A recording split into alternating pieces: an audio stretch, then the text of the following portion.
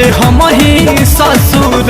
सुनो सोम मंगल बुध बिफे सुख शनिचरवा घरे पर रहेला भत्ता मन बात मिले खातिर आई हई यरबो जब जब आई ये तबा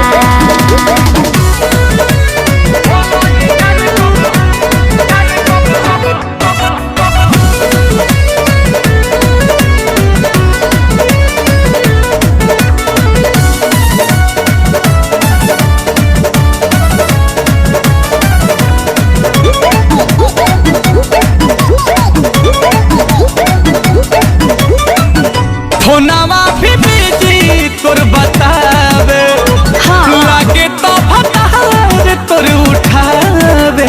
तो का करे हम का करी तू ही बताव मोर दे मोर मोबाइल चलावे तोहरो तो फोनवा यरबो जब उनके भीड़ी रहे आवे। तू ही बोल अब कैसे कहल जाई प्यार और कहल जाई प्यार। सोम मंगल बुध बिफे सुख शनिचरवा घरे पर रहेला भत्ता मन बात मिले खातिर आई हई यरबो जब जब आई ये तबा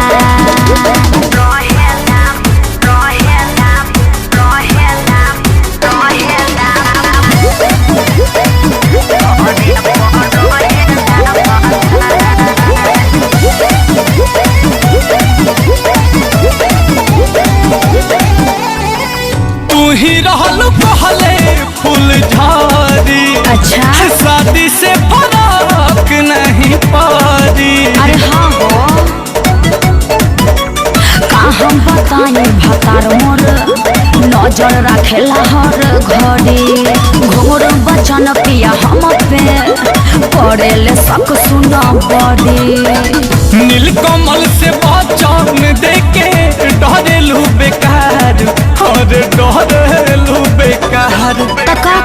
सोम मंगल बुध बिफे सुख शनिचरवा घरे पर रहेला भत्ता मन बात मिले खातिर आई हई यरबो जब जब आई ये तबा।